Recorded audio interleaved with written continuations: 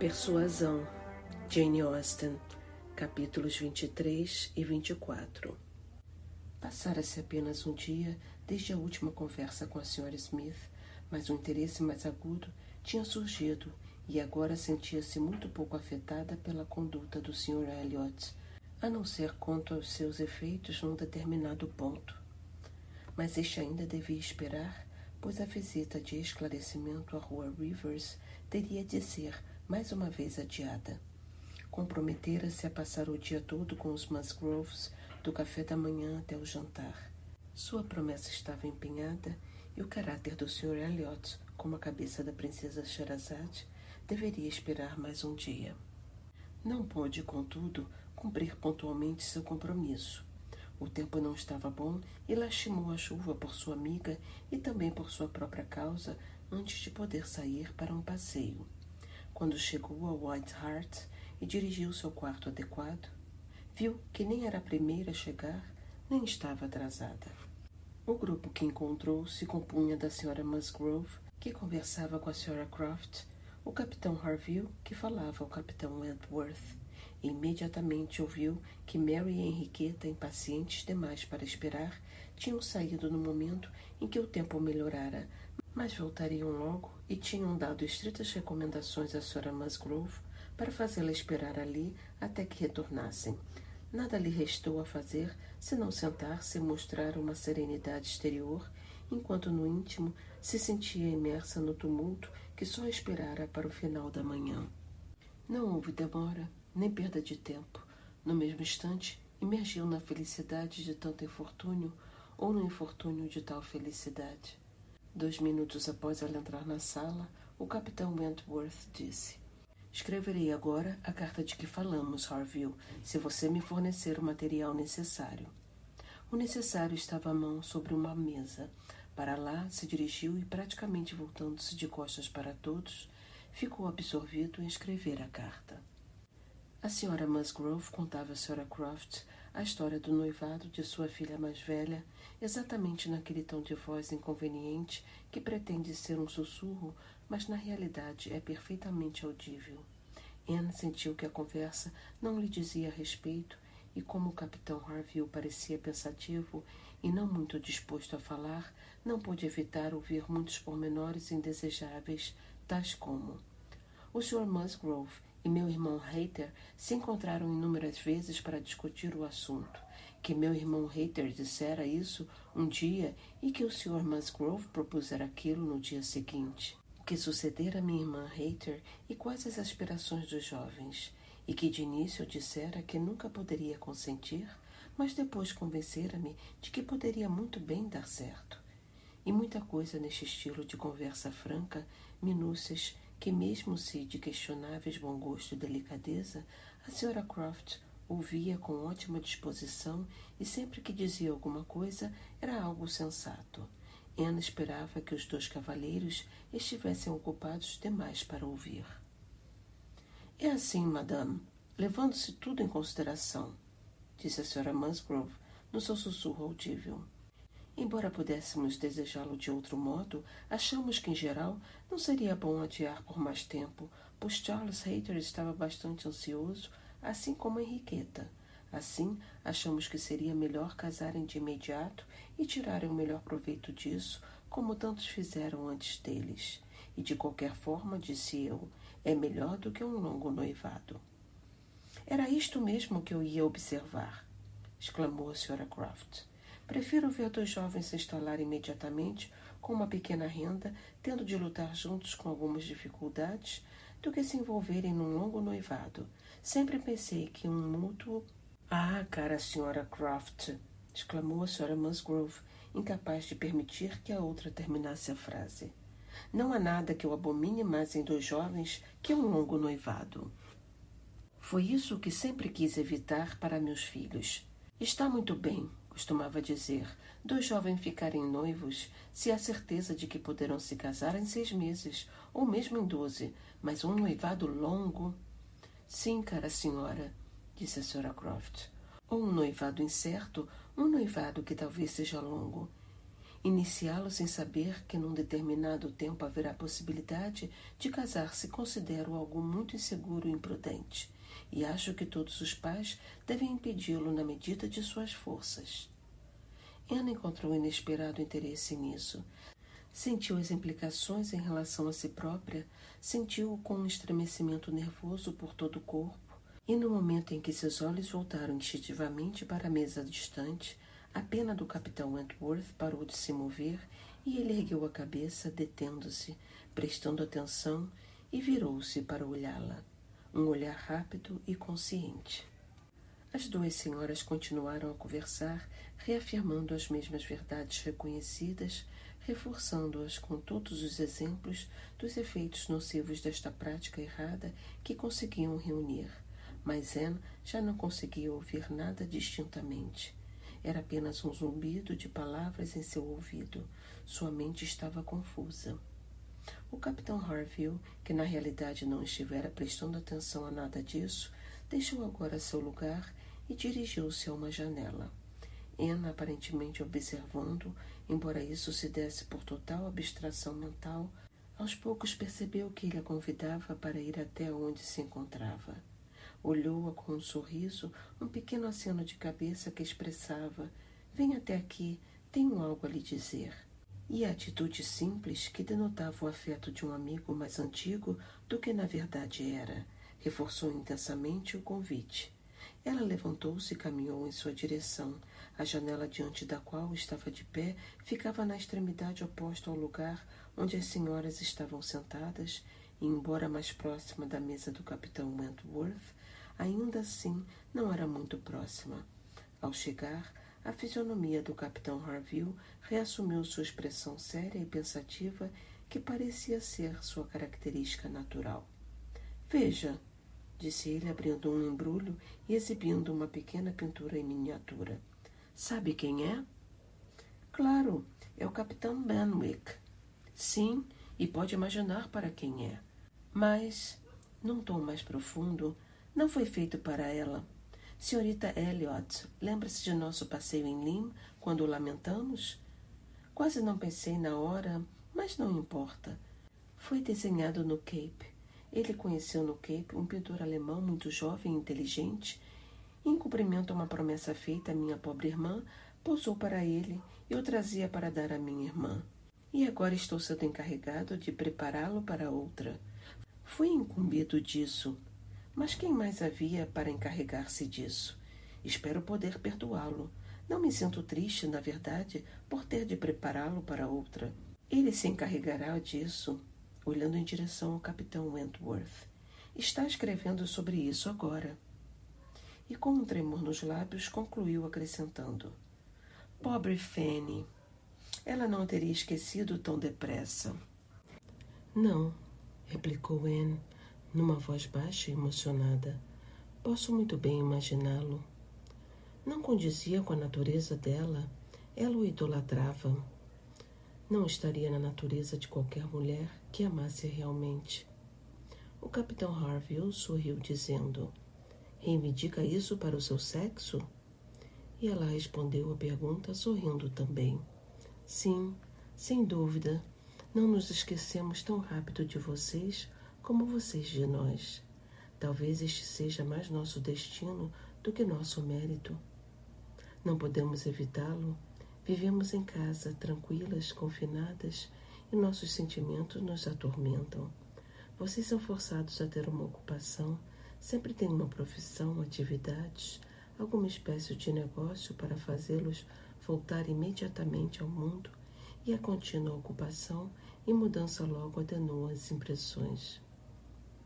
Admitindo-se sua afirmação de que o mundo logo faz tudo isso pelo homem, com o que, no entanto, não creio que possa concordar, isso não se aplica a Benwick. Não foi forçado a ter nenhuma ocupação. A paz levou-o à terra no mesmo instante e tem vivido conosco em nosso pequeno círculo familiar desde então. "É verdade", disse Anne. "Essa é a pura verdade. Não me lembrei disso, mas que diremos então, capitão Harville? Mudança não vem das circunstâncias exteriores, deve vir do íntimo. Deve ser a natureza masculina, que agiu assim sobre o capitão Benwick. Não, não é a natureza masculina. Não posso admitir que seja mais próprio da natureza masculina que da feminina ser inconstante e esquecer aqueles que amamos no presente ou no passado. Creio no contrário, creio numa verdadeira analogia entre nossa constituição física e mental, e que quando nosso corpo é mais forte, nossos sentimentos também o são, e somos também capazes de suportar os piores tratos e resistir às piores intempéries. Seus sentimentos podem ser mais ardentes, replicou Anne, mas esse mesmo espírito de analogia me permitirá afirmar que o nosso é mais afetuoso. O homem é mais forte que a mulher, mas seus sentimentos são menos duradouros, o que explica perfeitamente minha concepção sobre a natureza de seus afetos. Não, seria difícil demais para os homens se não fosse assim. Estão sempre trabalhando e se afanando, expostos a todos os riscos e dificuldades. Seu lar, seu país, seus amigos, tudo deve ser abandonado. Nem tempo, nem saúde, nem vida, nada que possa chamar de seu. Seria de fato difícil demais, com a voz embargada, se os sentimentos femininos ainda fossem somados a isso tudo. Jamais concordaremos neste ponto, começou a dizer o capitão Harville, quando um leve ruído chamou-lhes a atenção para o capitão Wentworth, que até então permanecera em completo silêncio no meio da sala. Não acontecera nada demais, somente sua pena caíra no chão, mas Anne se surpreendeu ao verificar que estava muito mais próximo do que imaginara e viu-se meio inclinada a suspeitar que ele estivera se esforçando por captar o que diziam, o que não cria que tivesse conseguido. Já terminou a carta? Perguntou o capitão Harville. Ainda não. Faltam algumas linhas. Acabarei em 5 minutos. Não há pressa de minha parte. Estarei pronto assim que você estiver. Estou muito bem ancorado aqui. Sorrindo para Anne. Bem provido, nada me falta. Não há pressa para se emitir qualquer sinal de código. Bem, senhorita Anne, baixando a voz. Como eu estava dizendo, jamais concordaremos neste ponto. Nenhum homem e mulher concordariam, provavelmente. Mas deixe-me observar que toda a história está contra você, todos os relatos, em prosa e em verso. Se tivesse a memória do capitão Benwick, poderia mostrar-lhe 50 citações em pouco tempo para provar meu argumento, e não creio ter aberto um único livro em minha vida que não falasse da inconstância feminina. Canções e provérbios sempre falam de volubilidade feminina. Mas talvez me dirá que foram escritos por homens. Talvez o diga. Sim, por favor. Não faça referência a exemplos de livros. Os homens levarão todas as vantagens sobre nós ao contar sua própria história. A educação pertenceu-lhes em tão maior grau.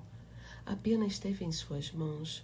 Não posso admitir que os livros provem alguma coisa.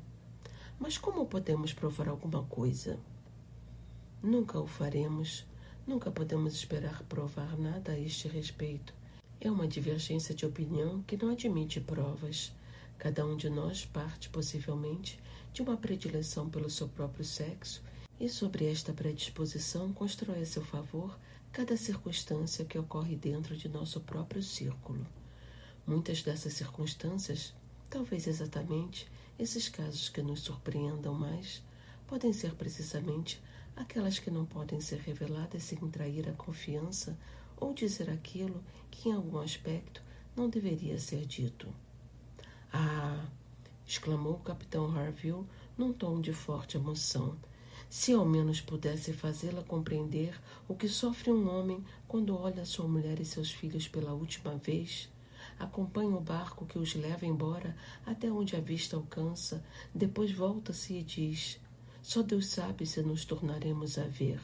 E depois, se eu lhe pudesse transmitir a alegria de sua alma, se realmente torna a vê-los, quando retornando talvez após um ano de ausência e forçado a desembarcar noutro porto, calcula o tempo necessário para chegarem, fingindo enganar-se e dizendo: não podem estar aqui antes de tal dia.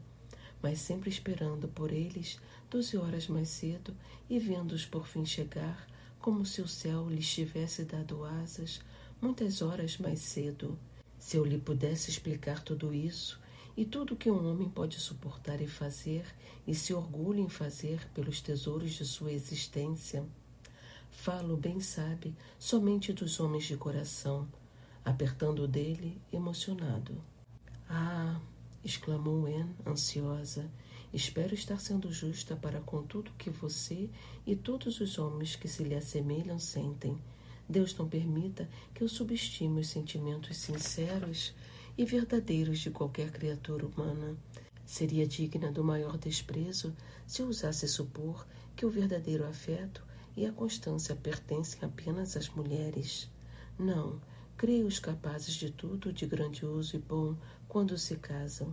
Creio-os capazes de qualquer ação essencial, de qualquer sacrifício pela família, enquanto se me permitir a expressão, enquanto tiverem um objetivo. Isto é, enquanto a mulher amada viver e viver por eles.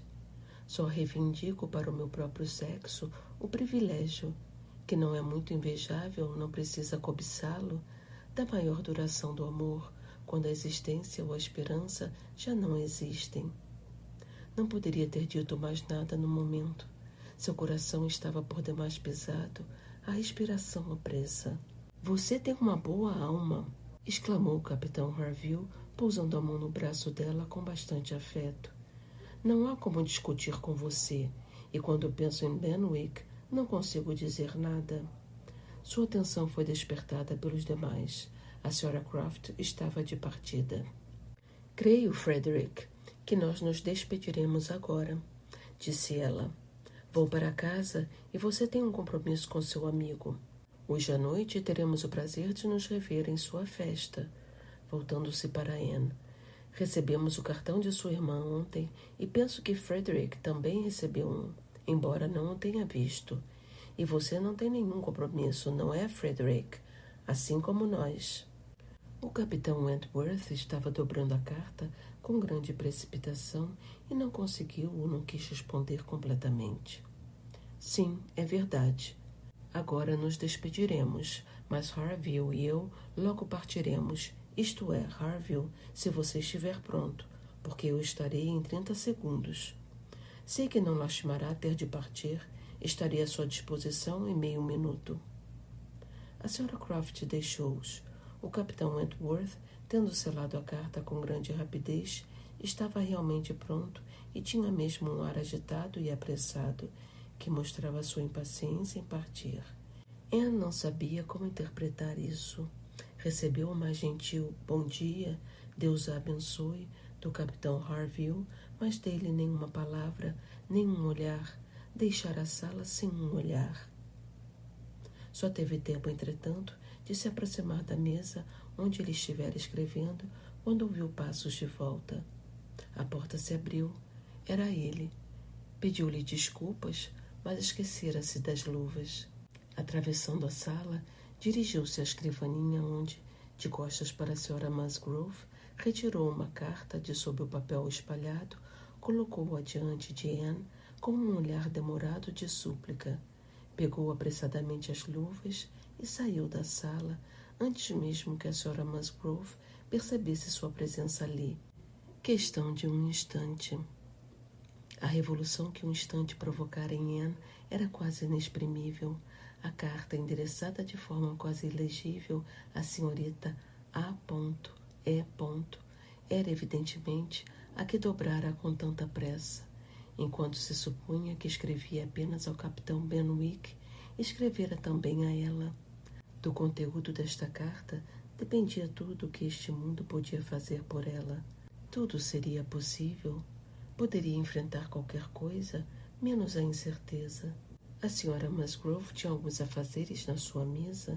Nestes devia se escudar e, deixando-se cair na cadeira que ele acabara de ocupar, substituindo no exato lugar onde ele se reclinara para escrever, seus olhos devoraram as seguintes palavras. Já não posso ouvir em silêncio. Preciso falar-lhe pelo meio que está ao meu alcance. Você me fere a alma. Sou meio agonia, meio esperança. Não me diga que cheguei tarde demais, que sentimentos tão preciosos já desapareceram para sempre.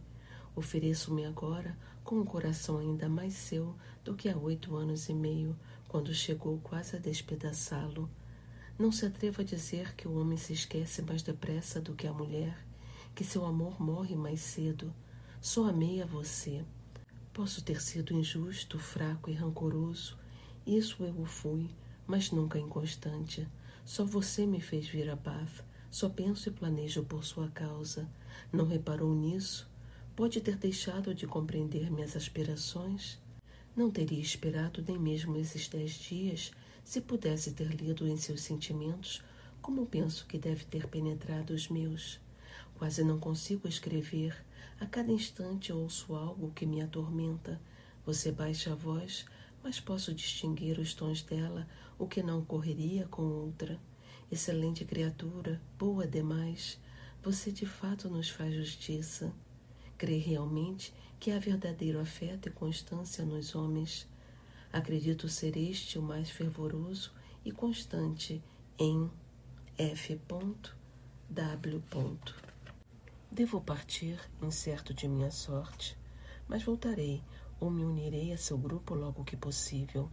Uma palavra, um olhar, será o suficiente para decidir se irei à casa de seu pai esta noite ou nunca. Não conseguiria recobrar-se logo de uma tal carta. Meia hora de reflexão e isolamento a teriam tranquilizado, mas apenas os 10 minutos que se passaram antes que fosse interrompida, com todas as restrições de sua situação, nada podiam fazer em favor de sua serenidade. Cada momento trazia, pelo contrário, novas emoções. Era uma esmagadora felicidade. E antes que tivesse se recuperado do primeiro impacto de suas intensas sensações, Charles, Mary e Henriqueta voltaram. A premente necessidade de manter as aparências provocou então uma luta imediata, mas depois de um momento, não mais a suportou. Passou a não compreender uma única palavra do que diziam e viu-se obrigada a pretextar uma indisposição como desculpa. Então viram como parecia doente. Ficaram assustados e preocupados, e não iriam a parte alguma sem ela. Isto era terrível. Se apenas concordassem em partir e a deixassem ficar tranquila e sozinha na sala, isto seria a recuperação.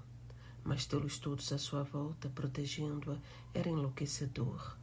E em desespero disse que iria para casa. De qualquer forma, minha querida, exclamou a Sra. Musgrove, vá para casa imediatamente e cuide-se, para que esteja bem hoje à noite. Gostaria que Sarah estivesse aqui para tratá-la, mas eu não sei cuidar de ninguém. Charles, toca a sineta e peça uma liteira. Ela não deve caminhar. Mas a liteira não resolveria nada. Pior que tudo, perdera a oportunidade de trocar 2 palavras com o capitão Wentworth no decorrer de um tranquilo e solitário passeio pela cidade, e achava quase certo encontrá-lo. Era insuportável. Protestou resolutamente contra a liteira e a Sra. Musgrove, que só pensava numa espécie de doença, tendo-se certificado com certa ansiedade de que não houvera nenhuma queda no caso e que Anne, nos últimos tempos, não havia escorregado e levado uma pancada na cabeça, que estava perfeitamente convencida de não ter caído, pôde se despedir alegremente dela e esperar encontrá-la melhor à noite. Ansiosa por não se descuidar de todas as preocupações possíveis, Anne fez um esforço e disse: Temo, madame, que não tenha ficado bastante claro. Peço-lhe a bondade de lembrar aos outros cavalheiros que esperamos ver todo o grupo hoje à noite.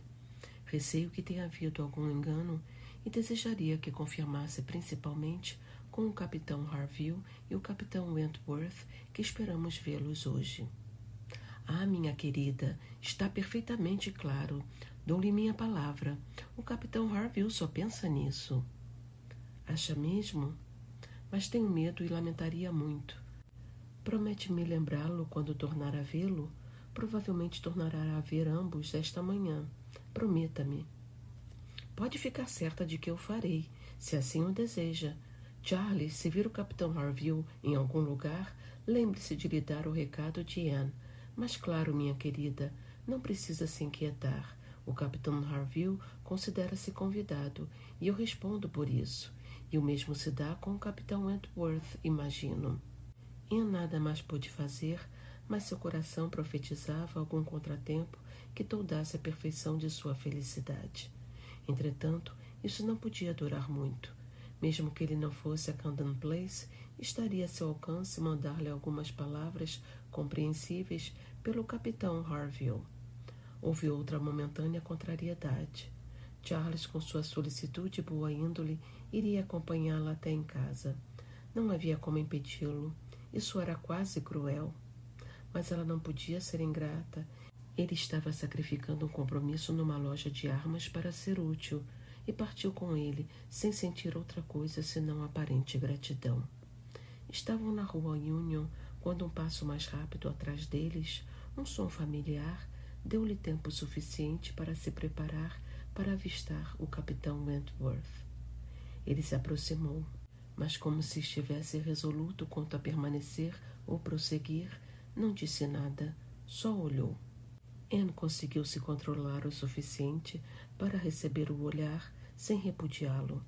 As faces que estavam tão pálidas agora brilhavam, e os movimentos há pouco hesitantes tornaram-se decididos. Ele caminhava ao seu lado. Neste momento, tomado por uma súbita ideia, Charles disse: Capitão Wentworth, para que lado está indo? Só até a rua Gay ou mais além? Não sei bem, respondeu o Capitão Wentworth, surpreso. Vai até Belmont? Vai na direção de Camden Place? Porque se vai, não terei escrúpulos em pedir-lhe que me substitua e dê o braço a Anne até a casa do pai. Está bastante fatigada esta manhã, não deve caminhar tanto sem ajuda, e preciso ir à loja daquele sujeito no mercado. Prometeu-me mostrar uma espingarda de primeira qualidade que vai expedir. Disse que a deixaria desembrulhada até o último instante, para que eu pudesse vê-la. Se eu não voltar agora, não haverá a menor possibilidade. Pela descrição, parece muito com aquela minha arma de 2 tambores e 2 calibres com que atirou um dia em Winthrop. Não poderia haver objeção. Só a mais adequada alegria, a mais cortês condescendência geral. Os sorrisos reinavam, os espíritos triunfavam num íntimo êxtase. Num instante, Charles estava no final da rua Union e os dois prosseguiram juntos. Logo trocaram palavras suficientes para resolver que se dirigiam a uma alameda de cascalho relativamente tranquila e retirada, onde a possibilidade de conversarem transformaria aquela hora numa bênção e a prepararia para toda a imortalidade que as mais felizes lembranças de sua futura vida poderiam fornecer. Lá tornaram a trocar os sentimentos e promessas que já uma vez pareciam ter assegurado tudo, mas que foram depois seguidos de tantos anos de separação e alinhamento. Tinham voltado ao passado mais intensamente felizes, talvez em sua reunião, do que quando a tinham planejado pela primeira vez. Mais afetuosos, mais vividos, mais estáveis no conhecimento do seu caráter mútuo, na verdade e no afeto um do outro, mais equilibrados para agir, mais justificados em seus atos. E ali, enquanto caminhavam lentamente pela suave ladeira, indiferentes a qualquer pessoa à sua volta, não vendo nem políticos passeando, agitadas donas de casa, moças namoradeiras, nem babás com crianças, puderam se entregar à retrospectiva e ao conhecimento, e principalmente às explicações do que havia ocorrido imediatamente antes do presente momento, que eram de interesse tão pungente e incessante. Durante todo o tempo, os acontecimentos da última semana foram discutidos, e o de ontem e hoje, sem poderem chegar ao final. Ela não se enganara. O ciúme do Sr. Elliot fora o peso que o retardara, a dúvida, o tormento. Começara a ocorrer exatamente na hora em que se encontravam pela primeira vez em Bath. Reincendira depois de uma curta interrupção, arruinando o concerto. E influenciara-o em tudo o que fizera e dissera, ou deixara de falar e fazer, nas últimas 24 horas. mas fora aos poucos se submetendo às maiores esperanças que seu olhar, palavras ou atos encorajavam ocasionalmente. Fora vencido, afinal, pelos pensamentos e inflexões que chegaram até ele enquanto conversava com o capitão Harville, e dominado de forma irresistível por estes, tomara de uma folha de papel e extravasara seus sentimentos. Não ia retirar ou modificar nada do que escrevera. Insistia que não amara senão a ela. Nunca fora suplantada. Nem podia acreditar que vira alguém comparável a ela. Tudo isso teve de reconhecer que fora constante em sua inconstância, mesmo sem o desejar. Tentara esquecê-la e acreditara tê-lo conseguido. Imaginara ser-lhe indiferente quando estava apenas zangado. Fora injusto para com seus méritos porque sofrera devido a eles. O caráter dela agora era para sua mente a própria perfeição, formando um belo equilíbrio de coragem e delicadeza. Mas se viu obrigado a reconhecer que somente em Uppercross aprendera a fazer-lhe justiça e apenas em Lyme começara a conhecer-se a si mesmo. Em Lyme aprendera mais de uma lição. A admiração do Sr. Elliot, ao passar, pelo menos, despertara-o, e as cenas no COP e na casa do capitão Harville haviam mostrado sua superioridade. Quanto às suas tentativas anteriores de se unir a Louisa Musgrove, tentativa do orgulho irado, afirmou ter sempre sabido que isso seria impossível, que jamais gostara, que jamais poderia gostar de Louisa, embora até o dia do acidente, até o período que se seguiu a ele, não tivesse compreendido a perfeição da mente com que a de Louisa mal se poderia comparar, ou o perfeito, indizível, inimitável domínio que tinha sobre a dele. Lá aprendera a distinguir entre a correção do princípio e a obstinação da força de vontade. Lá vira todos os motivos de exaltação à mulher que perdera e começara a lastimar o orgulho, a loucura, a insensatez do ressentimento que o impediram de tentar recuperá-la quando tornaram a se ver. Desde essa época, seu sofrimento se tornara intenso. Nem bem se vira livre do horror e do remorso que o acossaram alguns dias depois do acidente de Louisa. Mal começara a se sentir reviver, passou a sentir-se, embora vivo, sem liberdade. Descobri, disse ele, que Harville me considerava noivo. Que nem Harville nem a mulher nutriam a menor dúvida quanto ao nosso afeto mútuo. Fiquei surpreso e abalado. Até certo ponto, podia contradizê-lo imediatamente, mas quando comecei a refletir que outros poderiam estar pensando a mesma coisa, a família dela, não, talvez ela própria, não mais me sentia à vontade. Seria dela, por honra, se ela assim o desejasse. Eu fora imprudente. Não pensara com seriedade no assunto antes. Não considerara que minha excessiva intimidade tinha o perigo de trazer mais consequências em muitos sentidos, e que não tinha o direito de tentar me unir a qualquer das duas moças sob o risco de despertar maus comentários se não ocorresse coisa pior. Estivera muito errado e devia suportar as consequências.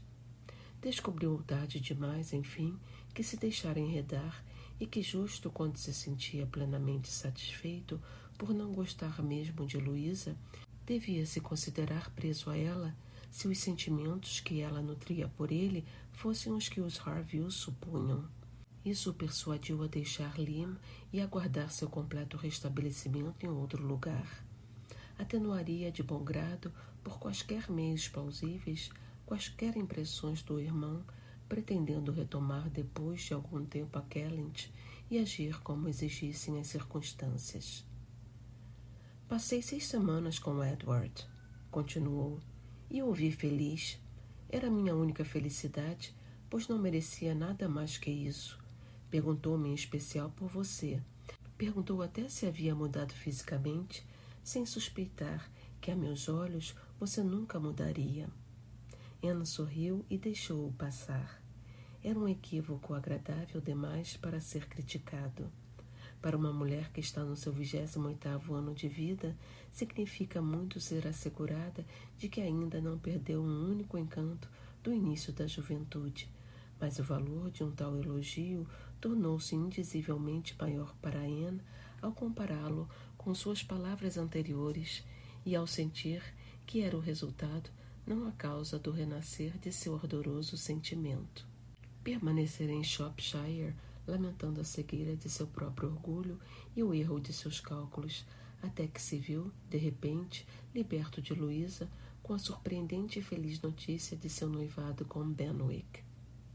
Aqui terminaria a pior parte de minha situação, pois agora podia ao menos tentar a felicidade, esforçar-me, poderia fazer alguma coisa. Mas esperar tanto tempo na passividade e apenas pelo mal foi horrível. Nos 5 minutos que se seguiram, disse: estarei em Bath na quarta-feira. E aqui estava. Seria imperdoável pensar que valeria a pena vir? E chegar com alguma esperança? Você era solteira. Era possível que, como eu, ainda tivesse os mesmos sentimentos do passado. E por acaso eu tinha um motivo de encorajamento. Nunca poderia duvidar de que fora amada e pedida em casamento por outros, mas sabia com alguma certeza que recusara pelo menos um homem de melhor posição que eu, e não podia deixar de repetir inúmeras vezes: não seria por minha causa? Tinham muito o que conversar sobre o seu primeiro encontro na rua Milson e mais ainda sobre o concerto. Aquela noite parecia feita de momentos extraordinários. O instante em que ela se adiantara na sala octagonal para falar-lhe, o momento em que o Sr. Elliot aparecera e a levara dali, e uma ou duas ocasiões subsequentes que denotavam uma redobrada esperança ou um crescente desalento, foram intensamente recordados. Vê-la em meio àqueles que podiam não simpatizar comigo, ver seu primo perto de você, conversando e sorrindo, e perceber todas as terríveis qualificações e conveniências de uma tal união, considerar um desejo indiscutível de todos os que poderiam esperar induzi-la a uma tal união, mesmo se os seus sentimentos fossem relutantes ou indiferentes, considerar o grande apoio que lhe davam. Isso já não era suficiente para me fazer parecer o tolo que aparentava ser? Como poderia assistir a isso sem angústia? Não era exatamente a visão da amiga que se sentava atrás de você. Não era a recordação do que acontecera, o conhecimento da influência dela, a indelével e inabalável impressão do que a persuasão ocasionara outrora. Não estava tudo contra mim? Deveria ter feito uma distinção, replicou Anne. Não deveria ter suspeitado de mim agora. O caso é tão diferente, minha idade outra. Se errei uma vez ao ceder à persuasão, lembre-se de que foi por esta ser exercida em favor da segurança e não do risco.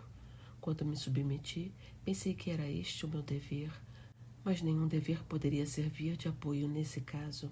Ao me casar com um homem diferente a mim, incorreria em todos os riscos e violaria todos os deveres. Talvez devesse ter raciocinado assim, mas não podia. Não podia intuir essas qualidades pelo meu conhecimento tardio do seu caráter. Não poderei descobri-las. Estavam submersas, vencidas, perdidas com os primeiros sentimentos que me tinham atormentado ano após ano. Só podia pensar em você como alguém que cedera, que abdicara de mim, que se deixara influenciar por outra pessoa que não eu. Via em companhia da própria pessoa que a havia guiado naquele ano de infelicidade. Não tinha razões para crer que ela agora havia perdido sua autoridade. A força do hábito devia tê-la aumentado. Devia ter pensado que minha atitude para com você talvez o tivesse poupado parcial ou totalmente de tudo isso. Ah, não! Sua atitude poderia ser apenas o resultado da liberdade que o compromisso com outro homem daria. Deixei-a pensando assim, contudo, estava resolvido a revê-la. Meu ânimo se refazia com a manhã e senti que ainda tinha um motivo para permanecer aqui. Finalmente, Anne chegou em casa, mais feliz do que qualquer outra pessoa ali poderia imaginar. Toda a surpresa e a expectativa, toda a parte dolorosa da manhã se dissiparam com aquela conversa. Entrou em casa tão feliz que se viu obrigada a encontrar um motivo para diminuir sua felicidade em alguma apreensão momentânea de que isso não poderia durar. Um intervalo de meditação séria e benéfica era o melhor remédio para todos os perigos que havia numa tão exaltada felicidade. E dirigiu-se a seu quarto, tornando-se equilibrada e destemida na gratidão de sua alegria. A noite aproximava-se. As luzes das salas de visitas foram acesas. O grupo se reuniu. A festa era formal, uma mistura daqueles que ainda não se conheciam com aqueles que já se conheciam demais. Uma festa banal, excessivamente cheia para uma intimidade, vazia demais para a novidade. Mas Anne nunca vira uma noite passar tão rápido, alegre e adorável em toda a sua sensibilidade e felicidade, mas geralmente admirada do que julgara possível ou merecido, tinha os mais alegres e indulgentes sentimentos por todas as criaturas à sua volta.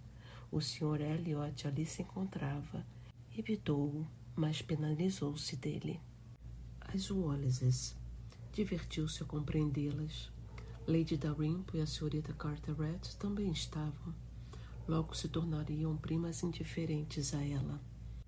Não se importava com a senhora Clay e não tinha por que se envergonhar pela atitude do pai e da irmã em público. Com as Musgroves, teve a habitual conversa perfeitamente desinibida. Com o capitão Harville, a conversa franca de irmão para irmã. Com Lady Russell, tentativas de conversa, logo interrompidas por uma deliciosa consciência.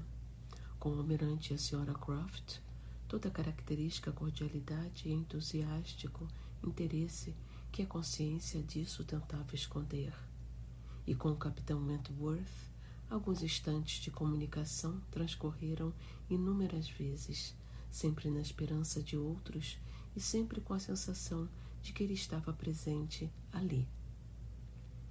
Foi num desses rápidos encontros, os dois aparentemente ocupados em admirar uma bela ornamentação de plantas de estufa, que ela disse: estive pensando sobre o passado e tentando julgar imparcialmente o que foi certo e errado.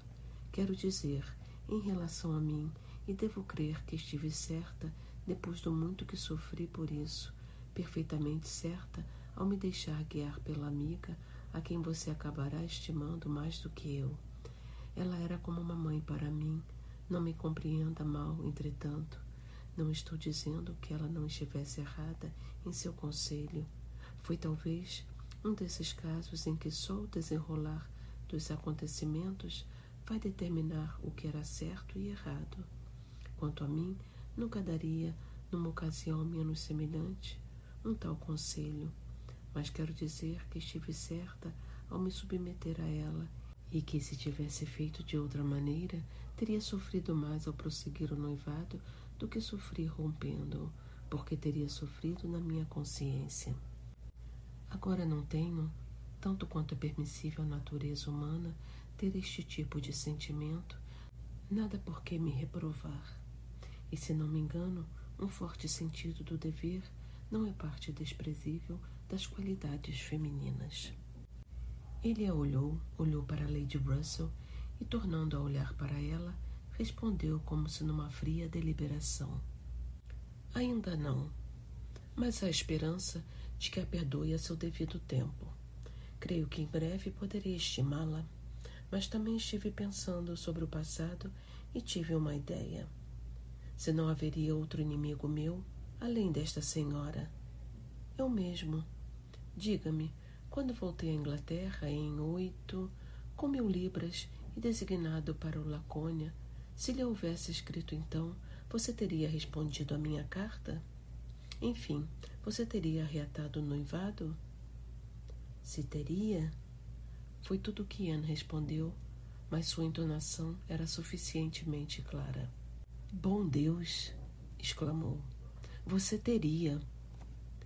Não que eu tenha pensado ou desejado isso como algo que poderia coroar todo o meu êxito, mas eu era orgulhoso demais para tornar a fazer o pedido.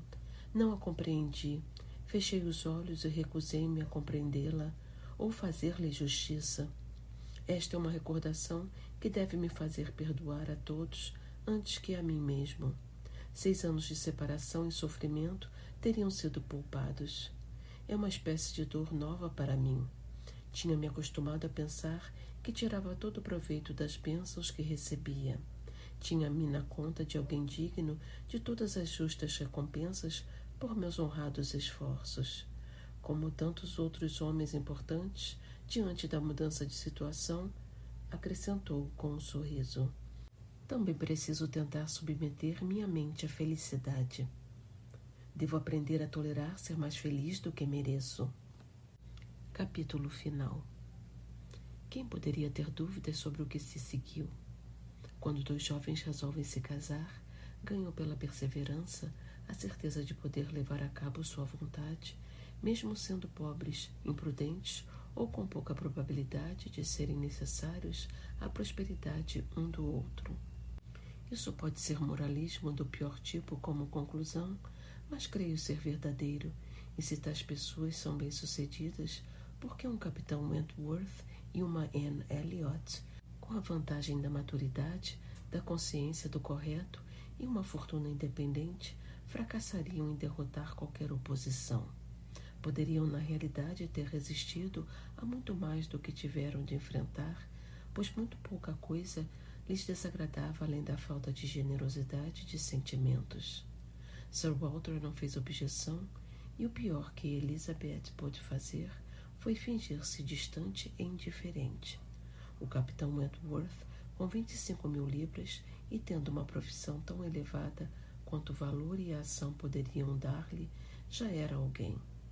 Agora era tido em conta de alguém digno de pedir a mão da filha de um baronete tolo e perdulário que não tivera princípios ou sensatez suficientes para se manter na situação em que a providência o colocara e que agora só podia dar à filha uma pequena parte das 10.000 libras de que qualquer forma seriam dela mais tarde. Sir Walter, na realidade, embora não tivesse o menor afeto por Anne, nem motivo para sentir orgulho dela que o tornassem feliz nessa ocasião, estava longe de considerar a aliança má para ela. Pelo contrário, quando passou a ver o capitão Wentworth com mais frequência e pôde observá-lo várias vezes à luz do dia, encarando-o bem, ficou muito impressionado com suas qualidades pessoais. E sentiu que sua superioridade em aparência talvez se equiparasse à sua superioridade de classe. E tudo isso, ajudado por seu nome sonoro, finalmente tornaram possível Sir Walter, com muita boa vontade, a tomar da pena e incluir no volume de honra o casamento deles. A única pessoa entre eles cuja hostilidade de sentimentos poderia despertar preocupação era Lady Russell. Anne sabia que ela devia estar sofrendo em silêncio ao compreender sua renúncia ao Sr. Elliot e lutando consigo mesma para se tornar amiga e fazer justiça ao capitão Wentworth. Era isso, porém, o que Lady Russell tinha de fazer agora. Devia compreender que se enganara a respeito de ambos. O fato das maneiras do capitão Wentworth não terem satisfeito suas próprias ideias fizera-a suspeitar depressa demais de um caráter perigosamente impetuoso, e o fato de as maneiras do Sr. Elliot terem-lhe agradado precisamente por sua propriedade e correção, sua delicadeza e suavidade, fizeram-na aceitá-las rápido demais como prova segura dos mais corretos princípios e estabilidade de espírito. Nada mais restava a Lady Russell que admitir que errara e adquirir um novo conjunto de opiniões e esperanças. Há em algumas pessoas certa rapidez de percepção natural, enfim, com a qual nenhuma experiência de outrem pode igualar-se. Lady Russell era menos dotada nessa parte de sua mente que a amiga. Mas era uma pessoa excelente, e se o seu segundo objetivo era ser justa e sensata, seu primeiro objetivo era ver Anne feliz. Amava Anne mais do que as qualidades dela mesma, e quando o embaraço inicial se desfez, encontrou pouca dificuldade em afeiçoar-se como uma mãe ao homem que devia assegurar a felicidade de sua filha. De toda a família, Mary foi provavelmente a mais satisfeita de início com o acontecimento. Ficava bem ter uma irmã casada, e ela poderia vangloriar-se de ter sido muito útil à união ao convidar Anne para passar o outono com ela. E como sua irmã devia ser melhor que as irmãs de seu marido, era muito agradável o fato de o capitão Wentworth ser mais rico do que o capitão Benwick ou Charles Hayter. Sofreu por vezes, talvez, quando tornaram a se encontrar e viu Anne recuperar seu direito à precedência e dona de uma linda carruagem de 4 rodas. Mas ela achava que havia um futuro de grande consolação. Anne não tinha um Uppercross Hall, nem uma propriedade rural, nem presidia uma família. Se conseguisse evitar que o capitão Wentworth fosse feito baronete, não invejaria o lugar dela. Teria sido melhor para a irmã mais velha se também estivesse satisfeita com sua situação, pois uma transformação não era muito provável ali. Logo teve a humilhação de ver o Sr. Elliot se retirar e ninguém com uma situação adequada apresentar-se daí por diante, mesmo para despertar as esperanças infundadas que desapareceram com ele. A notícia do noivado de sua prima Anne irrompeu como uma surpresa para o Sr. Elliot. Desconcertou seus melhores planos de felicidade doméstica, suas melhores esperanças de manter Sir Walter solteiro por meio da vigilância que os direitos de um genro teriam permitido. Mas, embora derrotado e desapontado, ainda podia fazer alguma coisa em seu próprio interesse e satisfação. Logo partiu de Bath e, como a Sra. Clay também partisse pouco depois, ouviu-se dizer que se havia estabelecido em Londres sob sua proteção. Ficou evidente o jogo duplo que estivera fazendo e como ele estava, pelo menos, decidido a evitar ser derrotado por uma mulher astuta. Os sentimentos da Sra. Clay venceram seus interesses e ela sacrificara, pelo jovem, a possibilidade de prosseguir nos seus planos concernentes a Sir Walter. Ela, porém, tinha suas habilidades e seus afetos, e agora é duvidoso qual das astúcias sairá vencedora, a dele ou a dela. Se ao evitar que fosse a mulher de Sir Walter, não seria enredado e atraído no final a torná-la mulher de Sir William. Não se pode duvidar de que Sir Walter e Elizabeth tenham ficado abalados e mortificados com a perda da amiga e com a descoberta de que haviam errado em relação a ela. Tinham suas importantes primas, é certo, a quem recorrer como consolação, mas deviam perceber que lisonjear e seguir a outros, sem ser por sua vez lisonjeado e seguido, é uma situação apenas parcialmente satisfatória. Anne, convencida de que Lady Russell muito em breve gostaria do capitão Wentworth como devia, não encontrou qualquer outro empecilho à felicidade de seus planos, além da consciência de que não possuía parentes que reconhecessem nele o que um homem sensato merecia. Ali sentia agudamente sua própria inferioridade. A desproporção de suas fortunas não significava nada, não lhe trazia um instante de tristeza. Mas não ter ninguém da família para recebê-lo e estimá-lo como seria devido, nenhuma respeitabilidade, harmonia e boa vontade para oferecer em troca de toda a consideração e aceitação imediatas por parte dos parentes dele, era uma fonte de dor tão dolorosa quanto sua mente podia suportar, em circunstâncias que de outra forma seriam de imensa felicidade. Só tinha 2 amigas no mundo para acrescentar à lista dos amigos dele, Lady Russell e a Sra. Smith, mas ele estava disposto a ligar-se a estas.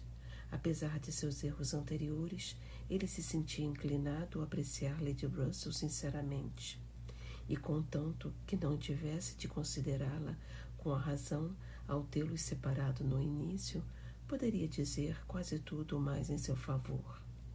E quanto a Sra. Smith, tinha atributos dos mais diversos tipos a recomendá-la rápida e permanentemente. Seus bons préstimos junto a Anne tinham sido por si só suficientes, e o casamento, em vez de privá-la de uma amiga, assegurou-lhe 2.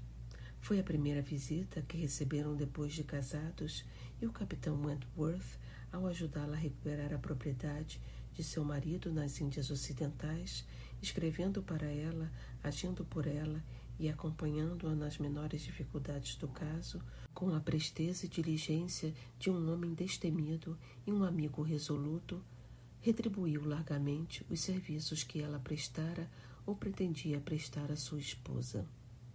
A alegria da Sra. Smith não foi alterada por sua melhora em suas rendas, por uma certa recuperação na saúde e aquisição de tons bons amigos a quem sempre podia frequentar, pois alegria e vivacidade mental não lhe faltavam, e enquanto subsistissem essas fontes essenciais de felicidade, resistiria até mesmo a acessos maiores de prosperidade mundana. Poderia ser absolutamente rica e perfeitamente saudável e ainda assim continuaria feliz. A fonte de sua felicidade estava na vivacidade de seu espírito, da mesma forma que a de Anne estava no fervor de seu coração. Anne era toda ternura e encontrava toda a sua retribuição no afeto do capitão Wentworth. A carreira dele era a única coisa que podia fazer suas amigas desejarem que esta ternura fosse menor. O temor de uma guerra no futuro era tudo o que podia toldar-lhe a aventura. Orgulhava-se de ser esposa de um homem do mar, mas devia a todo instante pagar o ônus do sobressalto por ele pertencer a essa carreira que é, se possível, ainda mais notável por suas virtudes domésticas do que por sua importância nacional.